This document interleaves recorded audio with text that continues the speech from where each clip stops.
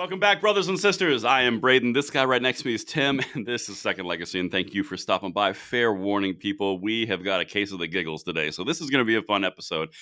And you got to laugh, because we've got to talk about Mayor Eric Adams. We've got to venture into New York. The subway systems are a problem again, and you guys are going to be shocked and dismayed at what they are saying is the right answer, Tim. So we're going to get right into that. Make sure you guys hit that like button, subscribe to the channel, turn the notification bell on.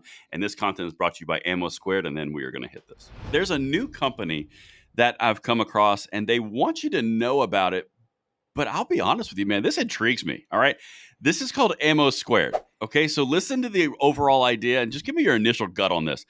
So what they do is they've taken the elements of investing and of 401ks, and they've partnered with ammo storage, and they've made it into one individual solution.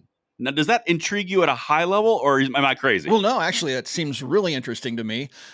I've told people before to invest in ammunition because it seems like the cost of ammo is constantly going up, and people always need ammunition. It would be pretty neat to be able to tuck some away as an investment. So that's pretty cool. Exactly. That's exactly how they're doing it. So let me just walk you through how this works. So this company, Ammo Squared, they're family owned and they're operated, and they've been in business for like 8 years. What effectively they do is you put your investment capital into an account, and whenever you want to cash it out, magic, everything that you've been storing up for X amount of time and whatever differentiation that you want shows up. So instead of being at the mercy of the fluctuating market prices and the lack of availability, you've been doing it over time, and then you get what you need, but you're taking advantage of time and not the variable fluctuations in the market and availability. It's actually really clever. Yeah, that's a neat concept. I find that to be truly fascinating. I love talking about companies that intrigue me, but this one has no minimums to buy. They have no memberships needed, no extra fees, and they can literally do whatever they want on whatever budget they want. It is essentially, I mean, that's the best way to describe it, is it's actually an investment on your freedom seeds. I mean, like that. There's no better way to say it. Exactly. Right? That's how I would say it. It certainly seems like an interesting service. I would definitely encourage people to check that one out. Yeah, check it out. I mean, it's called Ammo Squared, but we just ran across it. They threw it our way, and I was genuinely intrigued. So I hope you guys enjoy looking at that. All right, Tim, I can already hear your dismay. I already know that you're so sad for the experience of the subway to change. That's what you are, isn't it? Yeah, I've spent a lot of time on the subway in my life, and not. I would no, but I think I'd rather like get punched in the face by Mike Tyson than go to New York City again. But that's just me. That's just me. That's just you, because some people love it, and some people really find it as a necessary evil. It was fun a couple decades ago. It was a nice visit. I've been there. And, but yeah, the way things are going these days, it's kind of like San Francisco. 20 years ago, it was a nice place to visit. Now, unless you like walking through human feces and needles, it's not really a fun place to go to or take your family. But anyway, that's just the state of leftist run governments in general in the United States. Well, I mean, I did tell you guys, he came ready today. It's going to be spicy. It's going to be spicy. Speaking of evil, that was a good segue. Eric Evil. Eric Adams, the mayor of New York. I mean, as you're familiar, Tim, and just in case the beautiful people of Second Legacy aren't familiar, I'm pretty sure, I mean, correct me if I'm wrong, Tim, this might be the start of something beautifully sarcastic. Subway in New York is a sensitive place, right? Yeah, it is. I mean, they issue carry permits in New York because, like Illinois, the courts kind of forced it upon them, but because they have to. Yeah. And so they decided, well, we'll just allocate most of the area as a safe space or a place or whatever they call it. Safe space, same thing. Sensitive place. There we go. I can't keep all these liberalisms. It's like your groin where you get ingroin hairs. Right. It's like that. Sensitive. It's a sensitive place. Very sensitive. Powder. Because it's a great place. Lots of powder there. They're not like personally sensitive, like they don't have empathy for their fellow human in these subways. No, they like to prey upon each other in these subways. Yes. Turns out it is the underworld, so to speak, figuratively and literally. Well, they've had a bit of an issue in the sensitive places, which of course is ironic because it is a gun control sensitive place in a gun control state, New York. Well, they first said it wasn't a problem. Then they put more police down there because even though police are evil, they are the solution, which is also weird. And then Hochul deployed the National Guard to really get a hand on the problem that doesn't exist, but it does exist, but it can't exist, but it does exist. Well, now, Tim, they've gone one step too far. a bridge too far. The straw that has broken the proverbial New York City back of that camel. They are putting in gun scanner pilot programs in New York City subway system. The place where guns can't be, according to legislation. Well, if you listen to Davey Hogg and Davey over at K-12 Shooting Database and all these gun-grabbing far leftist lunatics, they're of the opinion that security doesn't do anything. So why do they keep ramping up security in the subway if it doesn't do anything? I don't understand. First, they tried the police, then they send in the National Guard. But typically when they send in the National Guard, they'll take their guns away from them and they'll just give them batons and shields. I mean, really intimidating. Maybe it's the uniform that they think is going to be, intimidating. It's surprising that doesn't change the outcome, because even if they did have weapons, they wouldn't give them ammunition. So it's a hollow threat to criminals. And so now they're going to up it one more, and they're going to put full body scanners like at the airport, except you don't have to stand in a thing. Some sort of a passive system, I assume. Please tell me more. Yeah, it is. I'm going to tell you more. Okay. After that intro, how could I not? Well, so on Thursday, this is number 5, Doctor, New York City Mayor Eric Adams will announce a pilot program to use freestanding scanners to detect guns entering subway stations. So they're freestanding scanners. So they're not by themselves. They're not a part of a huge apparatus. They're freestanding. So they're like, so it's okay translated to easily circumvented or walked around. That's what I think. So yeah, I think it's like these big orange pylons. Security checkpoint here. If you don't want to go through the security checkpoint, just jump that turnstile over there. Yeah. Exactly. But it's okay because we had this. We are solving crime. So it's a pilot program. The city's been looking at technology it can use with the Mass Transit Authority's existing camera systems to detect weapons, specifically guns. Again, if you can't see the irony and the stupid here, allow us to illustrate it for you again in a different way.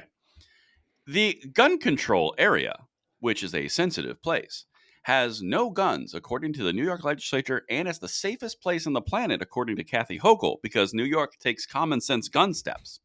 They have so much safety from guns that they have so many guns. They now need cameras. They need freestanding scanners. They need more police precincts and the National Guard to check through bags. But common sense gun legislation works, Tim. It does. Why do you hate people? It saves the children of the subway. It's all about the children.